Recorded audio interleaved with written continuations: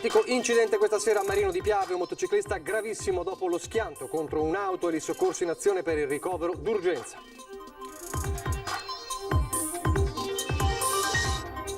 Ottaggi nelle aziende dopo un rientro dalla Sardegna, 12 positivi alla Superbeton del gruppo Grigolin di Nervesa, l'Electrolux di Susegana. Intanto mercoledì prossimo tamponi per oltre 700 dipendenti.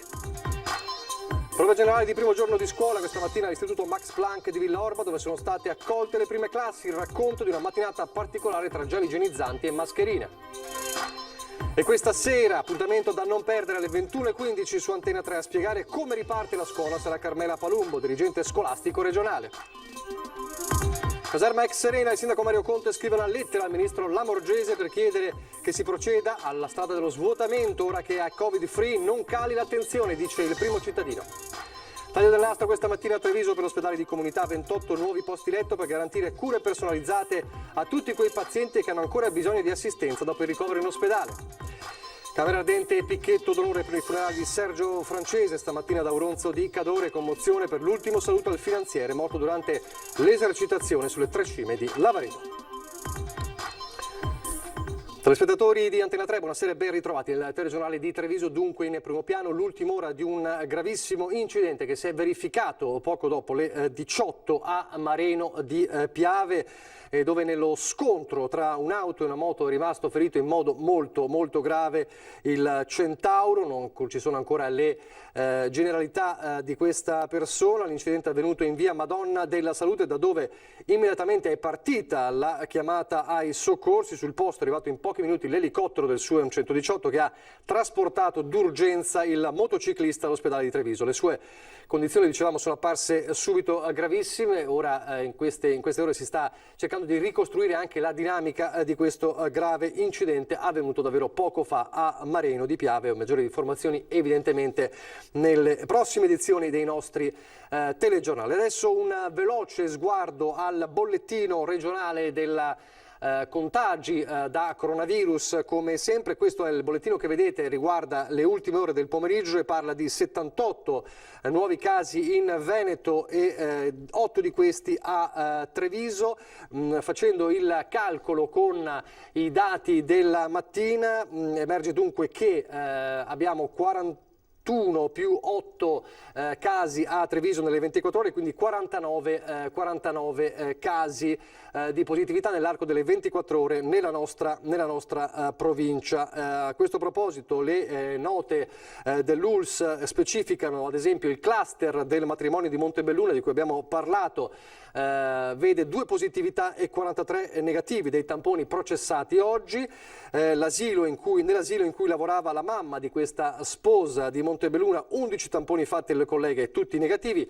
Il resto dei casi positivi odierni riguardano contatti di casi già positivi già registrati, rientri dalle vacanze, quello del fronte che resta sempre aperto, e poi una decina di pauci sintomatici che sono andati a fare il tampone nei punti ad accesso diretto.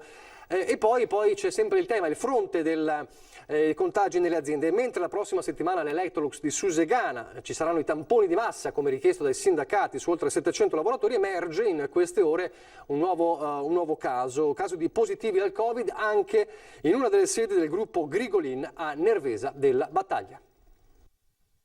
Sono 12, una metà lavoratori, l'altra metà familiari, le positività al Covid-19 riscontrate in uno degli stabilimenti del gruppo Grigolin a Nervesa della Battaglia. Il primo positivo a fine agosto, legato al rientro di un familiare dalla Sardegna, quindi la segnalazione all'ULSS 2 che ha testato subito i contatti stretti.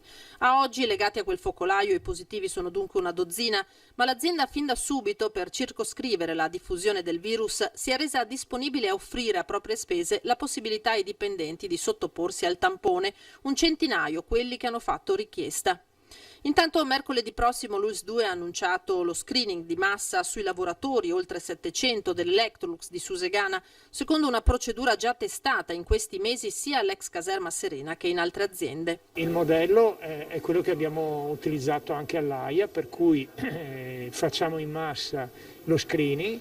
I positivi immediatamente viene aggiunto il sistema in biologia molecolare, quindi confermati. Nel frattempo i positivi vengono isolati e i negativi continuano a lavorare.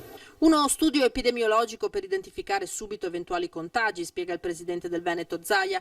4 attualmente le positività riscontrate, 2 delle quali collegate proprio al cluster dell'AIA di Vazzola. Difficile prevedere gli esiti dello screening all'Electrolux, che sarà eseguito da infermieri e tecnici di laboratorio, non facendo arrivare i lavoratori in macchina, ma testandoli all'aperto in un piazzale ampio. Io penso che mercoledì, quando inizieremo a fare a tappeto tutti quanti, avremo chiara la situazione. Tenete conto che il test rapido ci aiuta moltissimo. Intanto proprio all'AIA il decorso del virus procede come ci si attendeva, 112 ad oggi negativizzati, 85 dei quali dipendenti AIA e 27 VR. Si tratta di un ottimo risultato, secondo il direttore generale dell'ULSS 2 Francesco Benazzi. È infatti già negativizzato, dice, l'81% dei casi positivi testati a fine isolamento. E poi c'è la scuola e c'è un dato importante e anche tranquillizzante che arriva in queste ore e che parla dei docenti che si sono sottoposti in tutto il Veneto ai screening appunto tra insegnanti e personale scolastico, perché sono soltanto 3 i docenti attualmente positivi al Covid sui circa 58.500 testate in queste settimane in regione in vista dall'inizio dell'anno scolastico. E questo è il dato più significativo e anche tranquillizzante diffuso oggi dalla regione e aggiornato alla mezzanotte di mercoledì. I docenti sono stati, lo ricorderete, inizialmente sottoposti all'esame serologico, il cosiddetto pungidito, e qui i casi di positività riscontrati sono stati 1.120 e quindi circa il 2%. Sottoposti però al tampone, l'esito è stato che soltanto in 3 sono infine risultati positivi al coronavirus. La differenza consistente tra tampone e test serologico risiede proprio nella differenza tra le due tipologie di analisi. Mentre il tampone serve per diagnosticare la presenza del virus nell'organismo e quindi a scoprire se c'è un'infezione in corso, il test serologico serve per capire se una persona è già entrata in contatto con il nuovo coronavirus. Quindi sostanzialmente quel 2% ha incontrato il virus ma poi non è stata contagiata. Sono solo 3 quindi i docenti in tutto il Veneto. Nella Marca Trevigiana 11.126 i docenti testati, quindi una fetta consistente testata appunto dalla ULSS 2. Resta però tutta la problematica legata alla gestione della scuola, la partenza come sappiamo il 14 settembre, è tornato a parlarne Zaia oggi. Nella direzione della responsabilità, della preoccupazione, di non abbassare la guardia. Sappiamo che la vera sfida sarà la riapertura delle scuole, la competenza non è regionale, voglio ricordarlo, quindi noi abbiamo gestito parte dei test ai docenti nel momento in cui i medici di base non volevano farli i docenti loro mutuati. Ma direi che i medici di base per quasi il 60% hanno aderito a questo appello del governo. Adesso dobbiamo andare avanti in questa direzione, rispettare le regole e ovviamente essere lì pronti a monitorare e isolare eventuali focolai. Questo lo stato dell'arte a pochi giorni dall'avvio dell'anno scolastico, con la regione che sta monitorando il fronte sanitario a suon di test e tamponi a risposta rapida, lì dove per vari motivi non arrivano i medici di base, ma il virus non guarda in faccia a nessuno. Siamo tutti esposti al virus, lo sono i docenti, lo sono i lavoratori in fabbrica, nei cantieri, lo sono i medici in ospedale, non è che c'è qualcuno che può permettersi di dire io no e gli altri sì. E poi le ricordo che il personale della scuola, i docenti, i programmi e tutto è a competenza nazionale, perché finché non avremo l'autonomia noi qui non tocchiamo palla. E la palla Zaia ha intenzione di passarla già lunedì al Presidente della Repubblica Mattarella, ospite a Vo proprio per il via ufficiale alle scuole. Lunedì intanto non ho ben capito se dovrò intervenire, se intervengo parlerò dei temi che sono interessati e diciamo che sono di interesse ai veneti, per cui al momento deciderò di cosa parlare. Di certo l'autonomia è sempre nei nostri pensieri, ma lo è anche nei pensieri del Presidente Mattarella, visto considerato che anche all'ultimo incontro al Quirinale ha dichiarato, diciamo, ha avuto belle parole rispetto all'autonomia e al progetto dell'autonomia. Covid, scuola e autonomia, temi solo all'apparenza slegati nel giorno in cui si festeggiano i 90 anni di Liliana Segre, con lo stesso Zaia in una nota a garantire che la lotta contro ogni negazionismo continuerà a essere più forte che mai, lotta prima di tutto culturale che deve partire proprio dai banchi di scuola. La diffamazione, la violenza, le ingiurie sono tutti fatti che vanno condannati, perché sennò altrimenti si diffonde questa idea che si può comunque fare qualsiasi cosa, tanto non va in galera. Dicevamo il 14, l'apertura ufficiale della scuola, ma c'è già chi fa anche le prove generali del primo giorno di scuola, come all'Istituto Max Planck di Villorba, dove sono state accolte le prime classi. L'emozione del primo giorno di scuola, più che sui volti nascosti dalle mascherine, si legge nei movimenti ancora un po' goffi delle matricole al Max Planck di Villorba, la prima scuola di Marca ad aprire le sue porte, seppure per una giornata di accoglienza alle prime classi, un modo per conoscersi innanzitutto, ma anche per prendere confidenza con le nuove norme anti-Covid. Tra igienizzanti per le mani, percorsi segnalati e banchi distanziati, spunta anche l'immancabile metro, ormai strumento di didattica. Misurate, abbiamo fatto diverse valutazioni su come mettere i banchi per rispettare il famoso metro. La geometria serve in questa occasione? Molto, geometria e anche delle competenze tecniche degli insegnanti. Intanto si sta definendo l'organizzazione a dir poco svizzera dei prossimi giorni, quando al mattino si entrerà scaglionati in 2 turni e cambierà anche il rito della ricreazione. La ricreazione era un punto dolente perché sono oltre 1300 studenti, pertanto le ricreazioni sono 2 di 12 minuti ciascuna. Nella prima escono metà classi, nell'altra ricreazione escono quelli che nella prima ricreazione non sono usciti e si mangerà possibilmente in classe, non fuori. Fuori servirà per socializzare tenendo la mascherina. Il primo banco di prova però può dirsi superato anche dal punto di vista emotivo. Eravamo tutti emozionati. Vi posso raccontare un aneddoto. Il 1° settembre io ho rivisto i miei docenti per la prima volta e ho faticato a tenerli distanti l'uno dall'altro. Tutta la mattina l'ho passata a dire distanziamento. Questo per dire quanto ci è mancata la relazione a tutti quanti.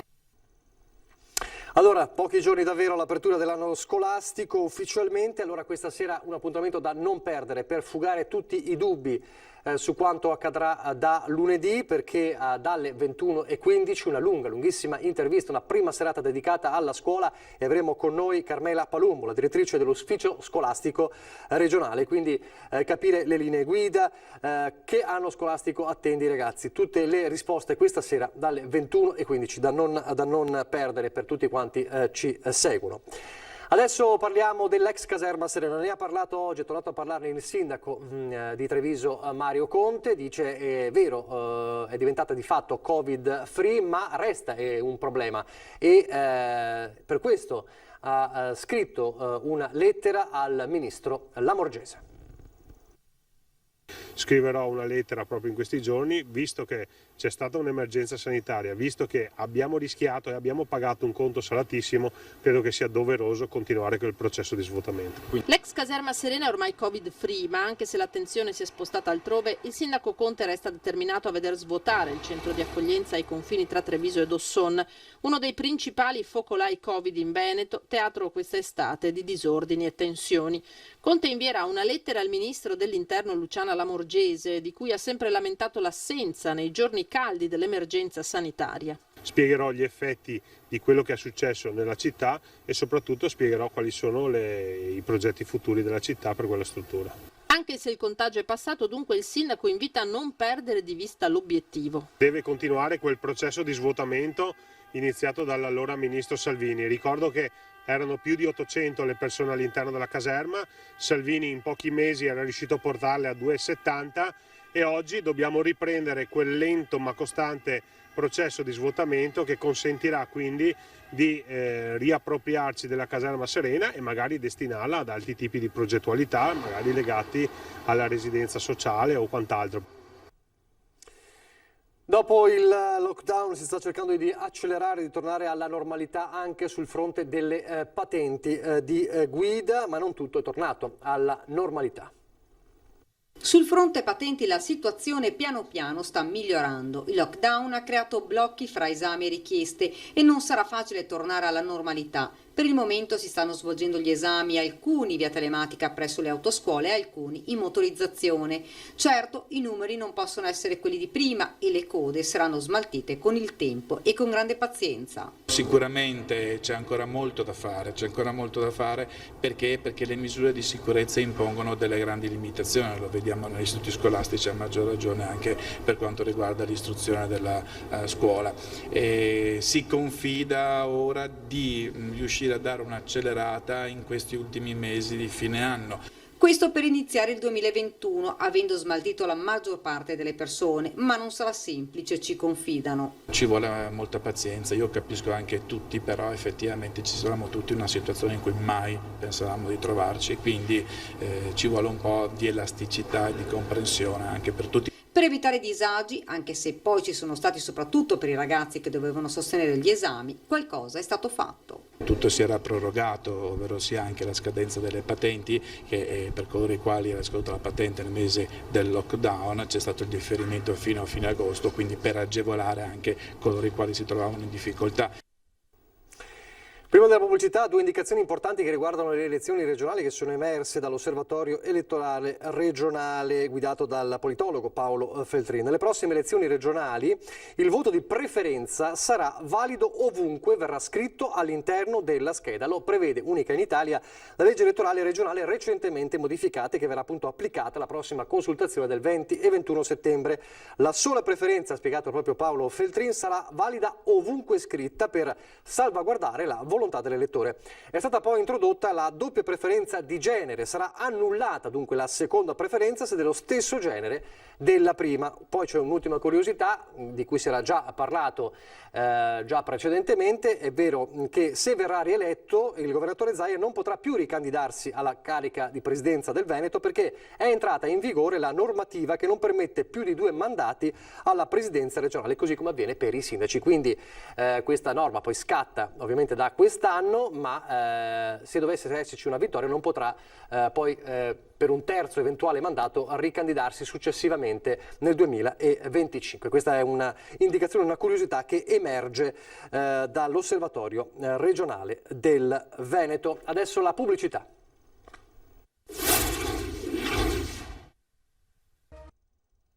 Rieccoci in diretta, il telegiornale di Treviso, torniamo a parlare di sanità con la inaugurazione questa mattina del nuovo ospedale di comunità.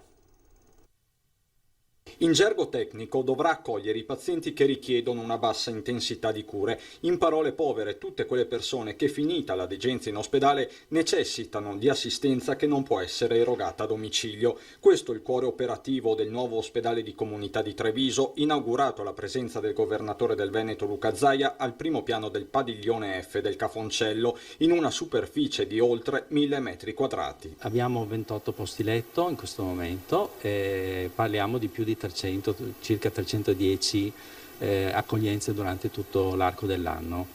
Numeri importanti che si accompagnano a una maggiore attenzione nei confronti della cosiddetta umanizzazione delle cure, ambienti accoglienti quindi e un'equipe medica che si occupa di redigere singoli percorsi di recupero. Ma soprattutto con questi piani individualizzati si va ad individuare una programmazione per l'utente che sia fondamentale anche per il suo benessere e il benessere della sua famiglia, e dei momenti di incontro che permettono anche alla famiglia chiaramente di vedere anche il percorso che viene svolto dal proprio caro. Ma quello di Treviso non sarà il solo, altre strutture analoghe sorgeranno da qui al 2021, come disposto anche dal piano sociosanitario regionale. Distribuiti sul territorio della Marca, quindi sono a Conegliano, Vittorio Veneto, che è già funzionante in realtà con la questione Covid, a Castelfranco, Montebelluna, e ce ne sono alcuni anche previsti che saranno dati in convenzione a privati. Ma l'ospedale di comunità diventa anche e soprattutto una struttura di aiuto alle famiglie. Questo diventa un aiuto fondamentale per la famiglia che si trova nell'emergenza a dover affrontare un problema di un proprio caro.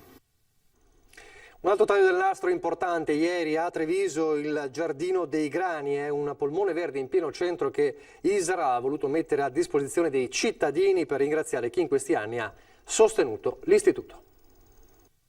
I dati che parlano di un virus tutt'altro che scomparso e la presenza di casi Covid in alcune strutture per anziani del Veneto preoccupano i vertici dell'ISRA, che nel pieno dell'emergenza è riuscita a tenere fuori dalle proprie case di riposo il coronavirus. Ci rendiamo conto che noi possiamo fare il possibile e l'impossibile, però quando entra siamo preoccupati per questo aumento. Non cambiano dunque le modalità di accesso alla struttura e di visita dei familiari ai propri cari.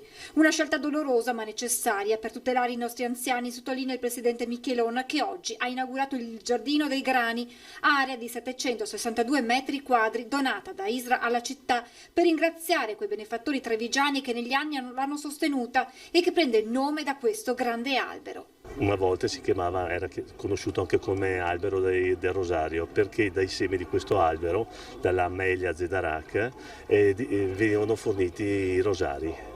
L'apertura e la chiusura del cancello sarà affidata alle famiglie che hanno aderito al progetto Borgo Mazzini Smart Co-Housing.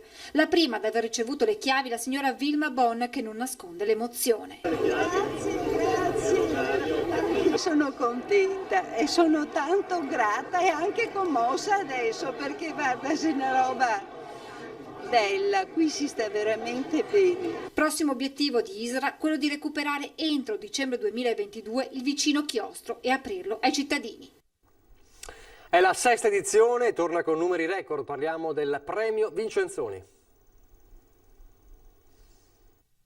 6ª edizione del concorso Vincenzoni con un record di partecipazioni, 149 soggetti, quindi un numero mai raggiunto nelle passate edizioni, e 22 partiture. Le partiture... I numeri lo dimostrano, nemmeno il Covid ha spento la voglia di cinema, anzi semmai l'ha rinforzata, e così la 6ª edizione del premio Luciano Vincenzoni, dedicato allo sceneggiatore trevigiano scomparso nel 2013 e tra i più grandi in Italia, si preannuncia da record. Tra i soggetti cinematografici presentati, diversi cercano di raccontare il virus e l'attuale momento storico, tutti comunque sono in fase di valutazione da parte della giuria in vista della finale del 14 novembre, intanto una sorta di gemellaggio è previsto con Venezia. Saremo alla Mostra del Cinema di Venezia, nello spazio riservato alla Regione Veneto, e presenteremo il concorso ai giornalisti presenti alla mostra. Una contaminazione all'insegna dei giovani talenti, ma anche del patrimonio cinematografico trevigiano, che sarà celebrato per tutto l'autunno. Invito tutti i telespettatori a seguirci, perché ottobre-novembre saranno 2 mesi molto caldi per il cinema a Treviso, perché oltre a questo premio, che sarà collegato poi a tutta una serie di eventi straordinari che si terranno per la città, anche al Cinema Corso, inaugurerà la mostra dedicata a Renato Casaro, quindi a novembre, e quindi 2 mesi dedicati al cinema e agli artisti, ma anche alle maestranze straordinarie che vedono proprio Treviso città capoluogo del cinema d'autore. Dalla cultura allo sport, il triathlon, grande protagonista Aspresiano. Una cornice unica all'Ovadina, alle Bandie, dove si sono svolti i campionati nazionali giovanili di triathlon. Atleti dai 14 ai 19 anni che si sono affrontati nella prima gara stagionale, una manifestazione organizzata dopo il lockdown, seguendo le normative anti-Covid. Tanti gli atleti che non hanno voluto perdersi questo appuntamento. L'importante era correre e ricominciare a gareggiare. Chiaramente abbiamo dovuto usare una formula diversa, il rolling start, cioè le partenze degli vari atleti a crono, quindi separati di 30 secondi uno dall'altro, questo per rispettare le normative riguardanti insomma, la pandemia che ha colpito insomma, tutta Europa e tutto il mondo. Soddisfatti gli organizzatori, manifestazione riuscita, premiati gli atleti che hanno vestito la maglia della nazionale. Siamo orgogliosi di essere riusciti a farlo in questo anno terribile, anche se purtroppo senza pubblico diventa anche un po' più triste, ma con grande gioia siamo riusciti a portarlo a termine bene. I ragazzi sono tutti contenti perché avevano bisogno di gareggiare. Ed eccole le 2 campionesse che sono arrivate prime nelle rispettive categorie. Sono partita molto aggressiva nella frazione di nuoto e infatti sono uscita per prima, poi ho fatto un po' di errori nel T1 nell'uscita perché ho fatto un po' di casino con le scarpette da bici. E una frazione di bici non al mio top, la corsa discreta, non sono molto contenta delle sensazioni che avevo, però essendo la prima gara della stagione ci sta. Una gara che l'atleta ha dedicato alla mamma. Dedico questa vittoria a mia mamma perché abbiamo passato un periodo non molto facile negli ultimi mesi, quindi questo è per lei. Un campo di gara diverso dagli altri, spiega Sara. Questo campo di gara mi piace molto, essendo molto chiuso, molto vicino, Poi mi piace molto il lago perché è abbastanza caldo e poi mi piace nuotare in acqua libera, quindi molto bello. Al termine della gara, rigorosamente gel e mascherine. Adesso le notizie dal Bellunese.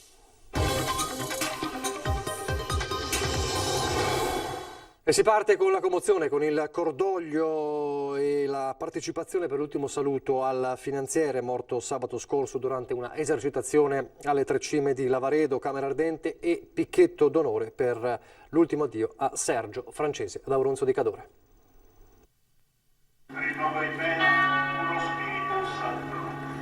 Il feretro portato a spalla dai colleghi del SACF, il picchetto militare sulla scalinata della chiesa di Santa Giustina per gli onori a Sergio Francese. Auronzo di Cadore in lutto per l'ultimo saluto all'appuntato scelto della Guardia di Finanza morto sabato mattina durante una esercitazione sulle Tre Cime di Lavaredo. Un maxi schermo posto all'esterno del sagrato ha consentito a tutti di seguire il rito funebre celebrato dal cappellano militare delle Fiamme Gialle. Un amico, un uomo che si spendeva con gli altri, un uomo che amava il soccorso, un uomo di grande generosità. L'opera che lui ha vissuto del soccorso, la sua missione era opera di amore, non è filantropia, vedete, non è soltanto esercitare un mestiere o vivere una passione, ma è una vera vocazione. Nel messaggio inviato dall'arcivescovo militare per l'Italia Marcianò il senso del prezzo di un lavoro vissuto come servizio, di un servizio vissuto come sacrificio fino al sacrificio estremo. Sergio, ha detto il comandante generale della Guardia di Finanza Giuseppe Zaffarana, ha interpretato la sua missione con esemplare spirito di servizio, salda determinazione, ammirevole passione. Sono proprio i vostri sguardi oggi, la vostra commozione, le lacrime che solcano il vostro viso, la prova più evidente, la testimonianza più tangibile, la dimostrazione più vera di come Sergio fosse entrato nel cuore di tutti. Mi inchino di fronte a te e alla tua straordinaria testimonianza di uomo, di finanziere e di servitore dello Stato. Certo che il tuo nome rimarrà per sempre impresso nel libro d'oro degli animi nobili della nostra istituzione.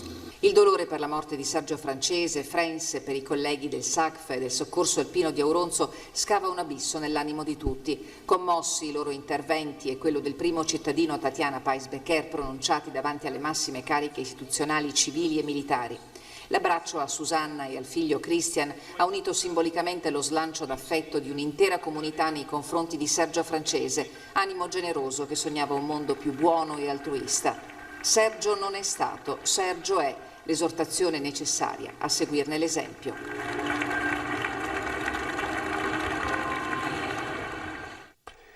Una nuova mattinata di passione sulla 51 di Alemagna, questa volta oltre ai disagi causati dai cantieri, i problemi hanno avuto origine da un camion che nell'affrontare la curva nei pressi di Palazzo Costantini a Valle di Cadore è rimasto incastrato con il retrotreno, come vedete, nel guardrail. L'incidente è accaduto alle 7:40, subito si sono formate colonne in entrambe le direzioni di marcia, sul posto sono intervenuti i pompieri con un'autogru e le operazioni di soccorso sono terminate attorno alle 10. Basta, non se ne può più, è il commento del primo cittadino di Valle di Cadore, Marianna Hofer, che da tempo chiede interventi sulla viabilità che attraversa il comune che non escludono il divieto di transito dei tir. E adesso ancora la scuola, ovviamente la scuola che si prepara a lunedì al grande rientro con tutte le incognite. A Feltre eseguiti lavori di adeguamento e servizio mensa per 1 milione di euro. Sarà un anno scolastico importante, particolare e difficile perché ovviamente la situazione è in continua evoluzione e valuteremo poi strada facendo che cosa succederà. Sono stati mesi di grande impegno per l'amministrazione comunale di Feltre sul terreno minato della scuola. Le normative imposte dalla pandemia si sono aggiunte agli interventi già in corso per l'adeguamento degli edifici scolastici in un anno già di per sé complicato. Maggiori costi sono stati registrati sia sulle manutenzioni estive che sui servizi, ma gli interventi strutturali non hanno subito alcuno stop. Abbiamo completato 2 interventi strutturali da circa 500.000 euro tra Pasquer e Vignui. C'è stato poi appunto circa 300.000 euro di manutenzioni e soltanto di servizi, in particolar modo per quanto riguarda le mense, siamo su circa 100.000 euro in più all'anno. 100.000 euro per la mensa in più all'anno non comporteranno sovrapprezzi alle tariffe richieste alle famiglie, cui il Comune ha deciso di andare incontro viste le difficoltà del momento. Complessivamente gli interventi sono costati 1 milione di euro, uno sforzo importante, chiosa l'assessore Del Bianco, che alla vigilia dell'avvio del nuovo anno scolastico conta sulla collaborazione di tutti.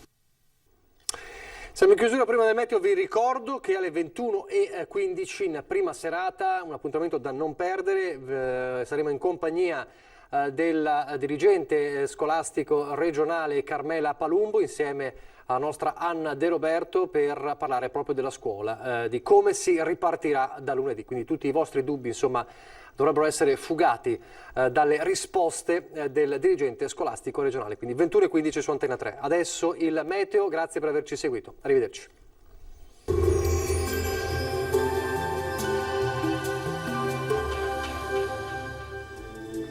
Bentrovati al meteo. Si mantiene in prevalenza buono il tempo sul nostro territorio, ma vediamo insieme il dettaglio di venerdì 11 settembre. Sul Veneto la nostra grafica ci mostra condizioni di bel tempo, locali addensamenti in mattinata, decisamente più sole al pomeriggio, anche se sui rilievi saranno possibili occasionali rovesci. Temperature stazionarie minime tra 16 e 20 gradi, massime invece tra 26 e 30 gradi all'incirca. Stessa situazione anche sul Friuli Venezia Giulia, poche novità con sole un po' su tutti i settori e cielo ancora sereno o al massimo velato. Temperature minime fino a 21 gradi, massime sui 28-29 all'incirca. Infine uno sguardo alla situazione del Trentino Alto Adige. Dapprima sarà ampiamente soleggiato col passare delle ore, più nubi e temporali frequenti un po' su tutti i settori. Temperature minime sui 16-17 gradi, massime invece fino a 28 gradi. Dal meteo per ora è tutto, io vi auguro un buon proseguimento in compagnia di Antena 3.